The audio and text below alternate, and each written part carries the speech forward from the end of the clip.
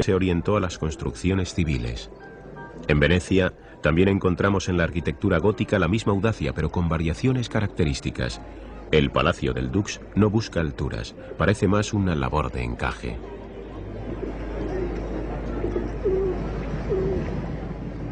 Los palacios de la nobleza también adoptaron formas góticas, pero con gran libertad para que se acomodaran a sus gustos.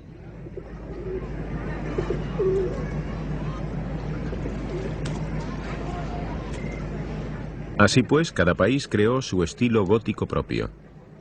Como la época era de gran movilidad por las peregrinaciones y cruzadas, había un intercambio intenso de ideas y los cambios eran rápidos.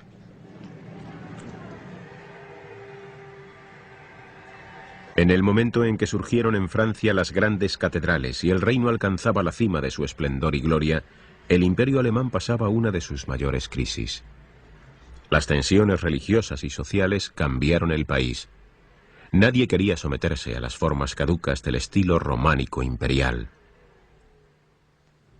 Se volvieron al gótico, sobre todo al arte nuevo de la escultura.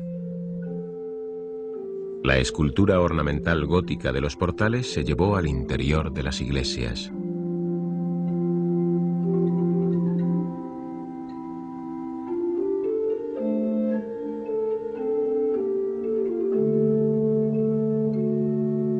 El muro del crucifijo, en la Catedral de Naumburgo, parece una pequeña fachada dentro de la iglesia.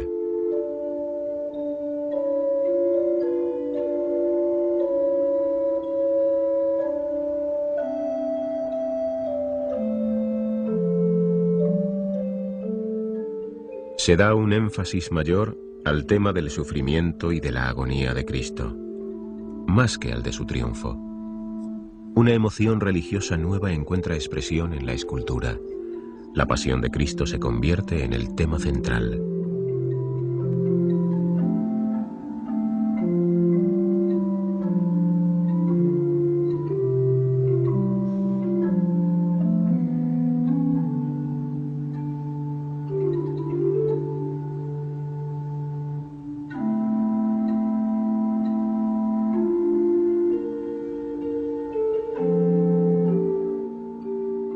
En los relieves del muro de separación del presbiterio de la Catedral de Naumburgo, la expresión escultórica de los acontecimientos de la Pasión alcanza un patetismo estremecedor.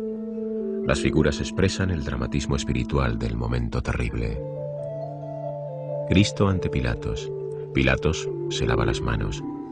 El escultor de Naumburgo imprime a la escena una gran fuerza de realismo.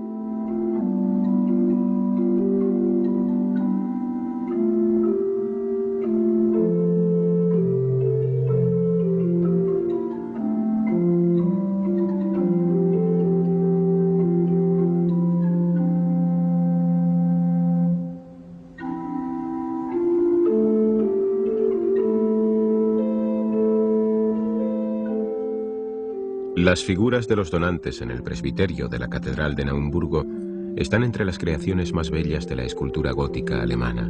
Monumentos en piedra con las figuras de los donantes en tamaño natural, colocadas bajo doseles en los entrepaños del presbiterio. Los donantes están con sus mujeres, son el margrave Hermann y su mujer Reglindis, el margrave Eckerhard con Uta. Eran monumentos funerarios para los donantes de la iglesia que estaban enterrados en la catedral románica. El maestro escultor de Naumburgo creó auténticos retratos individuales desde su punto de vista. Retratos así habían sido muy infrecuentes en la Edad Media.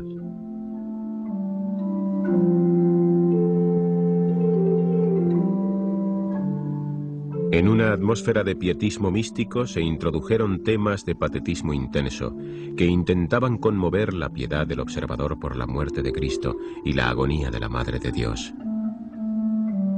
La Piedad de Naumburgo es una escultura de esas características.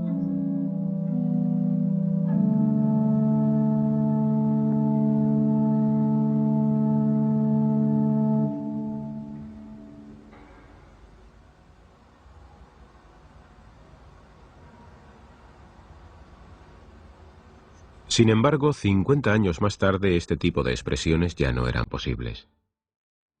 A esta época siguieron las Madonas de gestos amables, en imágenes de serena devoción, situadas en el jardín del paraíso con nubes de ángeles. Un emparrado de rosas circunda a la madre con el niño.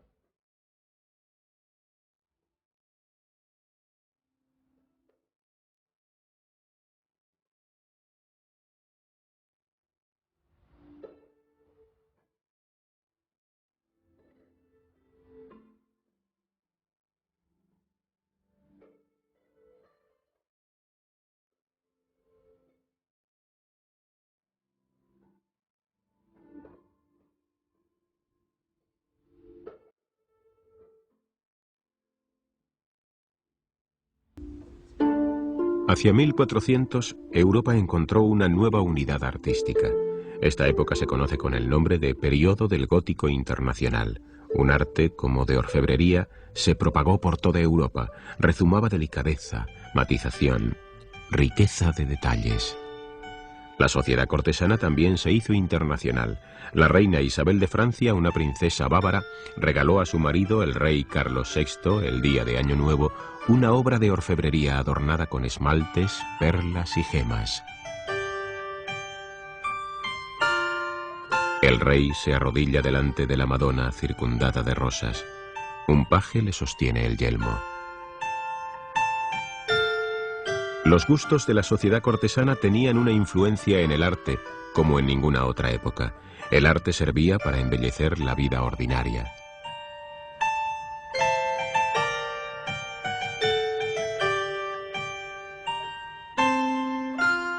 Este ejemplo magnífico del arte cortesano francés no se conoce por el nombre de la Madonna, sino por el caballo favorito del rey. Se llama el corcel dorado.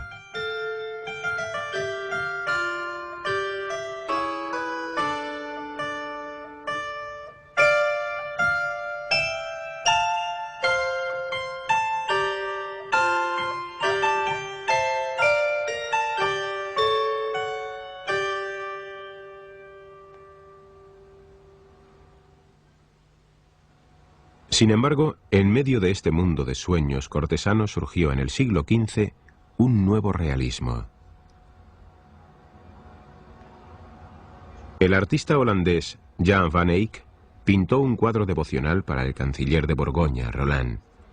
En él muestra al caballero orando delante de la Madre de Dios. El escenario es imaginario, pero está descrito con un naturalismo de precisión insuperable. La Madonna tiene una apariencia de realidad tangible. La fisonomía del canciller, la cabeza del Cristo Niño, el puente sobre el río, la ciudad del fondo, tienen los contornos precisos de lo real.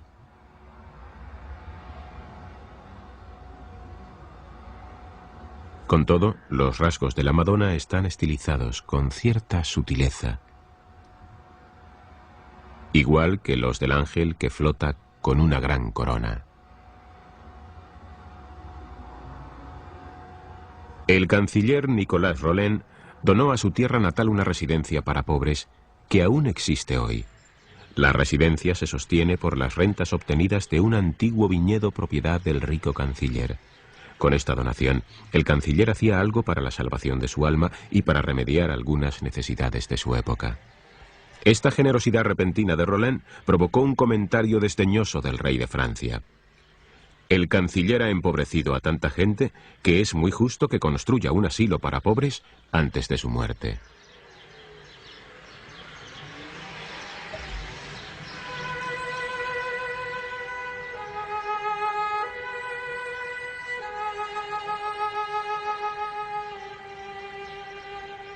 El asilo de Bonn, con su patio magnífico, con sus cubiertas resplandecientes por el color vivo de sus tejas y las galerías de madera labrada, es una joya única de la arquitectura gótica tardía.